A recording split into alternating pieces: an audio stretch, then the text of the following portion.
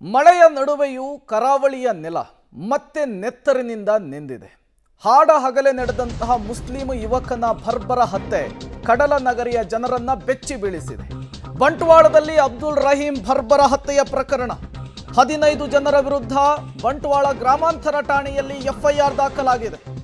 ನಿಸಾರ್ ಎಂಬುವರ ದೂರಿನ ಅಡಿ ಎಫ್ಐಆರ್ ದಾಖಲಾಗಿರುವಂತಹದ್ದು. ಮೃತ ಅಬ್ದುಲ್ ರಹೀಂ ಪರಿಚಯಸ್ಥರ ವಿರುದ್ಧ ಗಂಭೀರವಾಗಿ ಆರೋಪವನ್ನ ಮಾಡಲಾಗಿದೆ, ದೂರನ್ನ ಕೊಡಲಾಗಿದೆ. ದೀಪಕ್, ಸುಮಿತ್ ಸೇರಿ 15 ಜನರ ವಿರುದ್ಧ ಎಫ್ಐಆರ್ ಅನ್ನ ರಿಜಿಸ್ಟರ್ ಮಾಡಲಾಗಿದೆ. ಈ ಹತ್ಯೆಯ ಹಿಂದಿನ ಕಾರಣ ಏನು ಅನ್ನೋದರ ತನಿಖೆಯ ಆಳಕ್ಕೆ ಈಗ ಪೊಲೀಸರು ಇಳಿದಿರುವಂಥದ್ದು. ನೀವು ಕೂಡ ಎಫ್ಐಆರ್ ಕಾಪಿಯನ್ನು ಗಮನಿಸ್ತಾ ಇದ್ದೀರಿ. ನಿನ್ನೆ ಮಧ್ಯಾಹ್ನ 3 ಗಂಟೆಯಷ್ಟೊತ್ತಿಗೆ ಯುವಕ ರಹೀಂನನ್ನ ಹಾಡ ಹಗಲೇ ಬರ್ಬರವಾಗಿ ಹತ್ಯೆಗೈಯಲಾಗಿತ್ತು. ಈ ಹತ್ಯೆಯ ಹಿಂದಿನ ಕಾರಣ ಏನು ಅನ್ನೋದು ಗೊತ್ತಾಗಬೇಕಿದೆ. 15 ಜನರ ವಿರುದ್ಧ ಈಗ ಬಂಟ್ವಾಳ ಗ್ರಾಮಾಂತರ ಠಾಣೆಯಲ್ಲಿ ಎಫ್ಐಆರ್ ದಾಖಲಾಗಿರುವಂತಹ ವಿಚಾರ ಗೊತ್ತಾಗ್ತಾ ಇದೆ. ದೀಪಕ್, ಸುಮಿತ್ ಸೇರಿ 15 ಜನರ ವಿರುದ್ಧ ಎಫ್ಐಆರ್ ದಾಖಲಾಗಿದೆ. ಒಂದು ಕಡೆ ಪೊಲೀಸರು ತನಿಖೆಯನ್ನು ಕೂಡ ಚುರುಕುಗೊಳಿಸಿದ್ದಾರೆ. ಹಾಗಾದ್ರೆ ಎಫ್ಐಆರ್ನಲ್ಲಿ ಏನಿದೆ?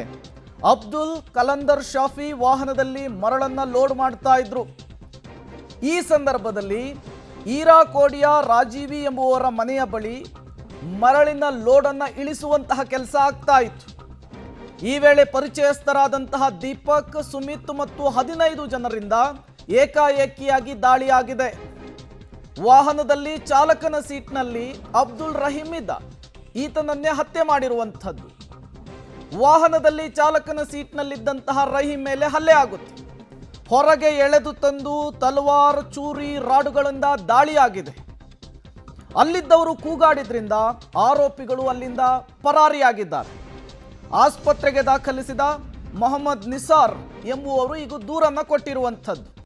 ಬಂಟ್ವಾಳ ಗ್ರಾಮೀಣ ಪೊಲೀಸ್ ಠಾಣೆಗೆ ದೂರನ್ನ ಕೊಡಲಾಗಿದೆ.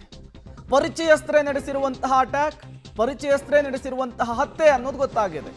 ಕಾರಣ ಏನು ಅನ್ನೋದು ಈಗಿರುವಂತಹ ಪ್ರಶ್ನೆ.